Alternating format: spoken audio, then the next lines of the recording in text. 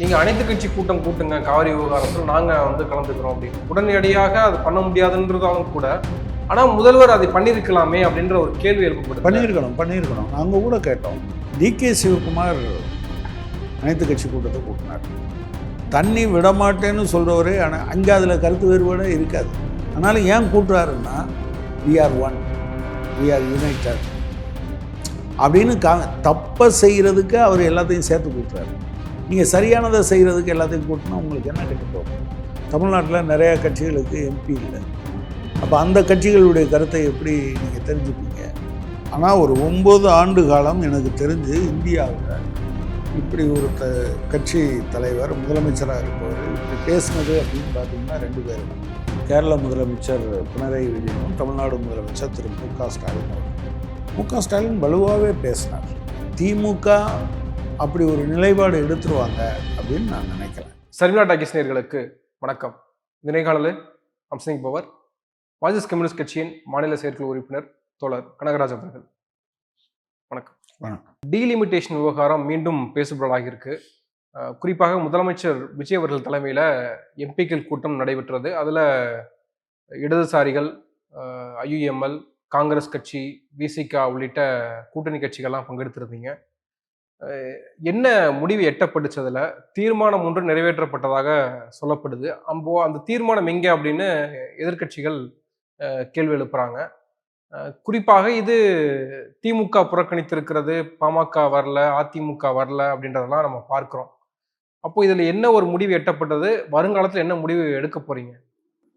முதல்ல நாங்கள் கூட்டணி கட்சி இல்லை. நாங்கள் கூட்டணின்னா அது தேர்தல் அறிக்கை உட்பட அது பொதுவானதாக இருந்தால் தான் கூட்டணின்னு சொல்லுவோம். தேர்தலுக்கு முன்னாலேயும் நாங்கள் தாவேக்காவோட கூட்டு சேர்ந்து போகலை. தேர்தலுக்கு பின்னால் ஆளுநர் ஆட்சியோ அல்லது உடனடி தேர்தலோ வேண்டாம் என்பதற்காக ஆதரித்திருக்கிறோம். எனவே அதை ஒன்று. டீலிமிட்டேஷனை பொறுத்தளவு நாங்கள் ரொம்ப டீட்டெயில்டாக விவாதித்து எங்களுக்கு அபிப்பிராயம் என்னென்னா, டீலிமிட்டேஷன் பண்ணாமல் இருக்க முடியாது. ஆனால் பண்ணுறதுக்கு முன்னால் சில முக்கியமான அம்சங்களை கவனத்தில் கொள்ள வேண்டும் என்பதுதான். ஒன்று, எந்த மாநிலத்துக்கும் தேவையில்லாத அளவுக்கு முக்கியத்துவம் வந்துடக்கூடாது. எந்த மாநிலத்துக்கும் தேவையான அளவில் முக்கியத்துவம் குறைந்து போகக்கூடாது அந்த மாநிலத்துக்கு. நம்பர் 1. அப்படி ஒரு இது நடத்துகிற போது அதுக்கு முன்னால் ஒரு ஒய்டர் கன்சல்டேஷன் நடக்கணும். அரசியல் கட்சிகளோட, மாநில அரசாங்கங்களோட ஒரு பரந்துபட்ட விவாதம், அதன் அடிப்படையில் ஒரு முடிவுக்கு வரும். 3வது விஷயம், இதெல்லாம் நடைபெறலை அப்படின்னு சொன்னால் இன்னும் ஒரு குறிப்பிட்ட காலத்திற்கு இதை தொகுதி மறுவரையறை என்பதை தள்ளி வைக்கணும். இதுதான் எங்களோட பொசிஷன்.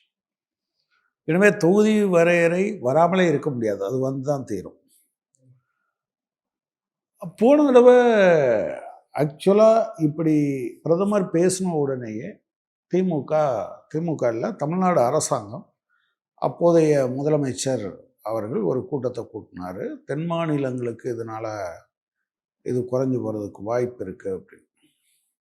இப்போ பாஜக தரப்பில் கூட மாற்றி சொல்லிக்கிட்டு இருந்தாங்க, அது எப்படி குறைஞ்சி போகும், என்ன குறையாதுன்னு கேட்டகரிக்கலாக சொல்ல வேண்டியதானே அப்படின்னு சொல்லி. எங்கள் பொசிஷன் ஒன்று. நாங்கள் இன்னொன்றையும் நாங்கள் சேர்த்து பார்க்குறோம். இது சுதந்திர இந்தியாவில் பிஜேபி, அதுவும் குறிப்பாக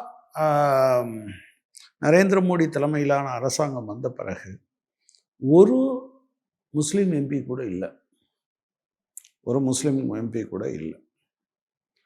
அப்போ இவங்க தொகுதி வரையறை வெறுமனே எவ்வளவு மக்கள் தொகை, அதுக்கு எவ்வளவு என்று மட்டும் அவங்க முடிவுக்கு வரமாட்டாங்க. மாறா அவங்க என்ன பண்ணுவாங்க அப்படின்னு சொன்னால், தொகுதி வரையறை முடிஞ்ச பிறகு இந்த மாதிரி இருக்கிற ஆட்கள்லாம் வெற்றி பெற முடியாத அளவுக்கு தொகுதியை மறுவரையறை பண்ணலாம். அது இவங்களுக்கு மட்டும் பொருந்தாது, எஸ்சி எஸ்டிக்கும் பொருந்தும். இப்போ பட்டியலினத்தை சார்ந்த ஒருத்தர் எம்பியாக வந்துட்டாரே, அவரை பட்டியலினத்தினுடைய கணக்கில் டெக்னிக்கலாக வைக்கலாம். இல்லையா?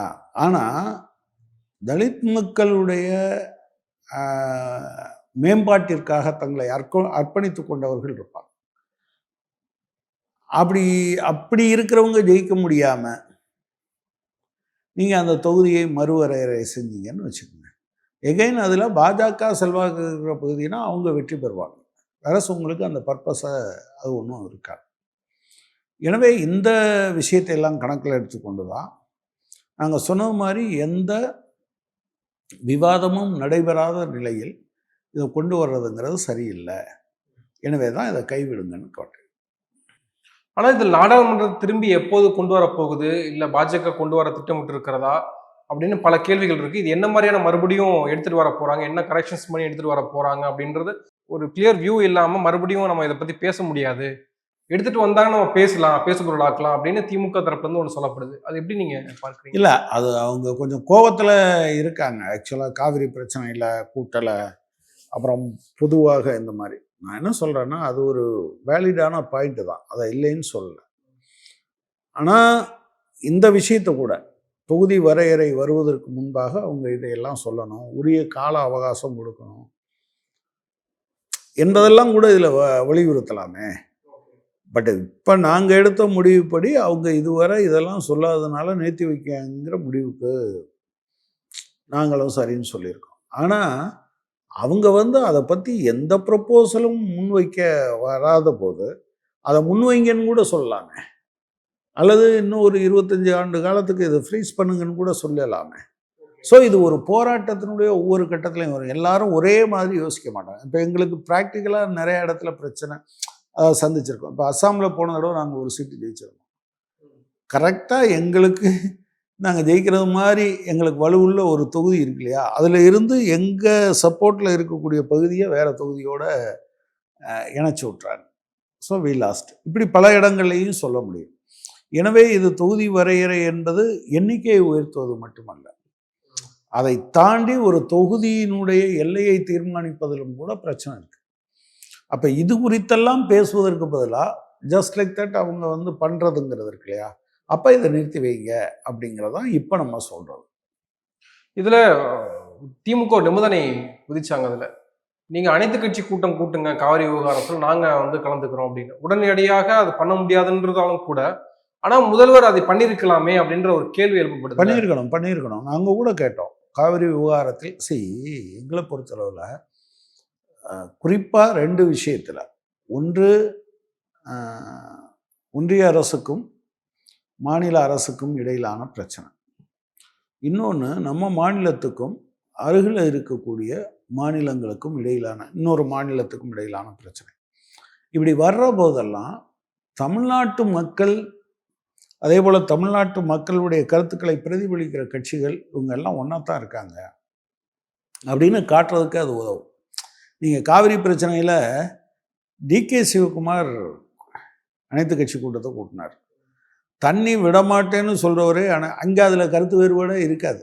ஆனாலும் ஏன் கூட்டுறாருன்னா, we are one, we are united அப்படின்னு தப்பை செய்கிறதுக்கு அவர் எல்லாத்தையும் சேர்த்து கூட்டுறாரு. நீங்கள் சரியானதை செய்கிறதுக்கு எல்லாத்தையும் கூட்டினா உங்களுக்கு என்ன கெட்டு போகும்? எனவே அதை கூட்டி இருக்கணும் அப்படிங்கிறது அந்த பிரச்சனையை அதாவது இன்னைக்கு கூட வட்டால் நாகராஜ் ஒசூர் எல்லையில் தமிழ்நாடு வாகனங்கள் உள்ளே அனுமதிக்க முடியாதுன்னு போராட்டம் நடத்துகிறாங்க. அப்படி இருக்கிறப்போ காவிரி பிரச்சனை இன்னும் தீர்ந்து போகாத, எப்போதுமே தீர்க்க முடியாத ஒரு பிரச்சனை தானே. அதை நம்ம எப்படி எளிதாக கடந்து போக முடியும்ன்ற ஒன்று இல்லை. அதைத்தான் சொல்கிறோம். அதனால தான் அனைத்து கட்சி கூட்டம் கூட்டுங்க, அதை கூட முடிவுக்கு வாங்க. நான் என்ன சொல்கிறேன், காவிரி பிரச்சனையை பொறுத்தளவில் அவ்வளோ ஈஸியாக தீராது. அது வாழ்வா சாவா போராட்டமாக தொடர்ச்சியாக நடந்து கொண்டே தான் இருக்கும். ஏன்னா தண்ணீர் பற்றாக்குறை, ஒட்டுமொத்தமாக சில பகுதிகளுக்கு குடிநீர் இல்லாதது.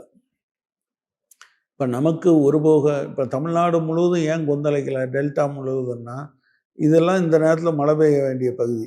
டெல்டாவை பொறுத்தளவில் அவங்களுக்கு அடுத்த பருவமழை தான் வரும். இப்போ அவங்க சம்பா சாகுபடி இல்லை, இப்போ குறுவை சாகுபடி தான். குறுவை சாகுபடி முற்றிலும் நடக்கலை. இன்னொரு பக்கத்தில் தண்ணி, குடித நீர் பிரச்சனை இருக்குது.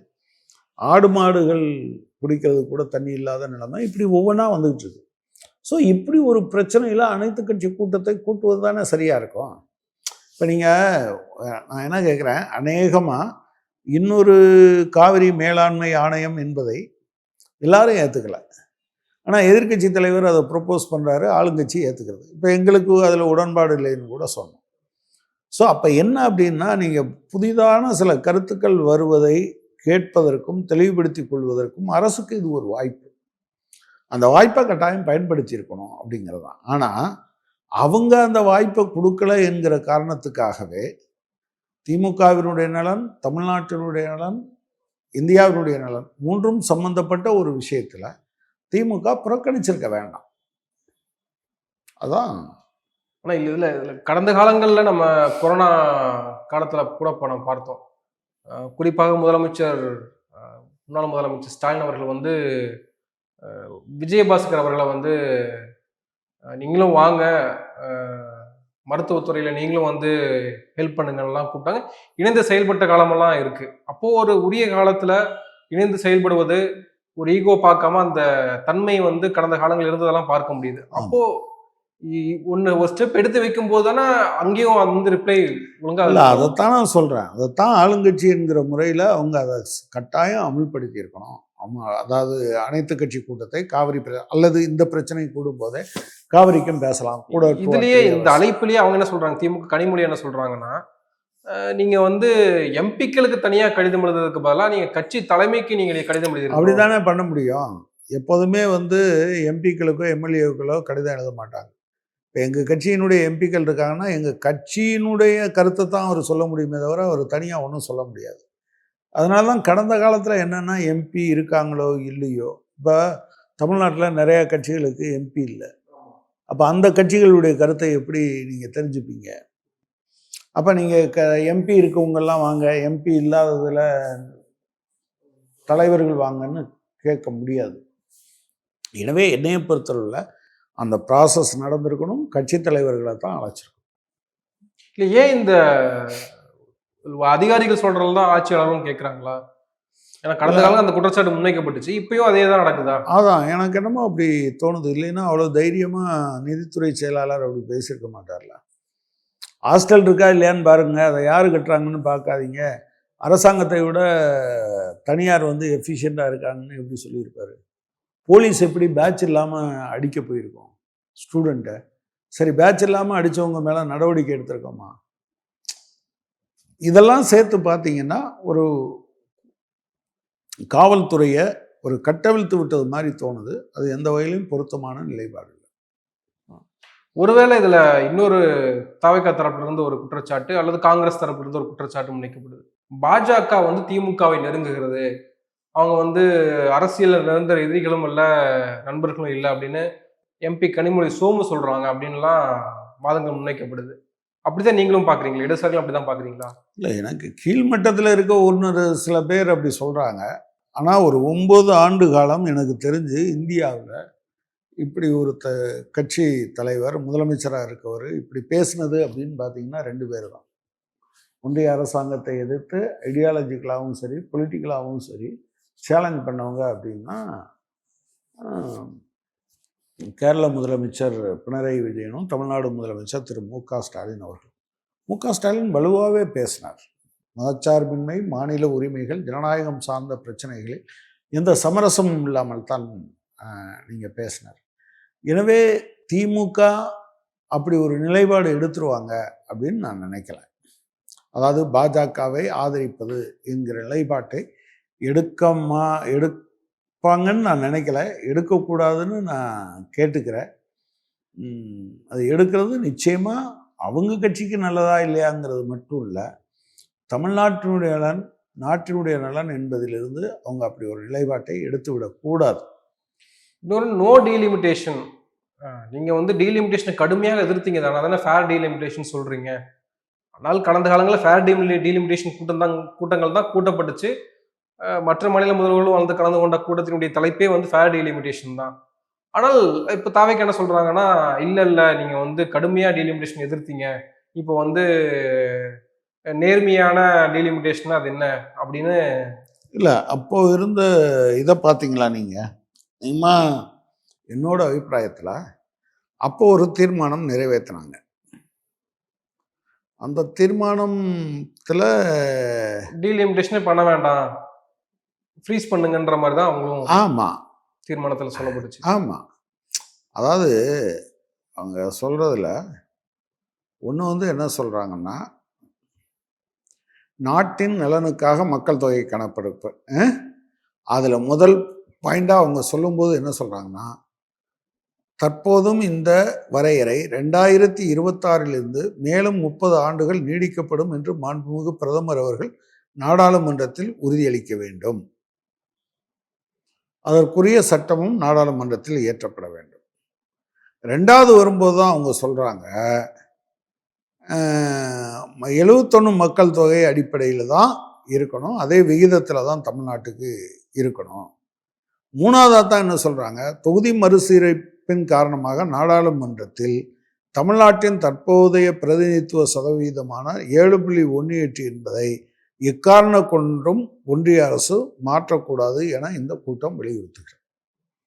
இப்போ நான் சொன்னேன் எங்கள் நிலைப்பாடு அங்கேருந்து இங்கே வருது. இவங்க நிலைப்பாடு முதல் பாயிண்டே, அந்த அனைத்து கட்சி கூட்ட தீர்மானத்தினுடைய முதல் பாயிண்டே நோ டீலிமிட்டேஷன் என்று தானே இருக்குது. 5/3/2025 பத்திரிகை செய்தி நீங்கள் பார்த்தீங்கன்னா, பத்திரிகை செய்தி என்ன 503, அதில் இப்படி தான் இருக்குது. ஆனால் எம்பி சு வெங்கடேசன் ப்ரெஸ் மீட்டில் சொல்கிறாரு, ஃபேர் டீலிமிட்டேஷனே நோ டீலிமிட்டேஷன் தான் அப்படின்றாரு. அது என்ன, எப்படி அதை புரிஞ்சுக்கிறது? ஃபேர் டீலிமிட்டேஷன் சொல்கிறது நோ டீலிமிட்டேஷன் தான் அப்படி சொன்னதை நான் கவனிக்கலை. பட் ரெண்டும் ஒன்றும் கிடையாது.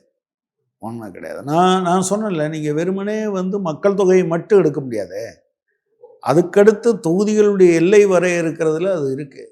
ஸோ இதையெல்லாம் பார்த்தீங்கன்னா இப்போ டீலிமிட்டேஷன் வேண்டாங்கிறது தான் சரியாக இருக்கும். நன்றி. நிறைய விஷயங்களை இப்போ வந்திருக்கீங்க. ஒரு நேரத்துக்கு மிக்க நன்றி.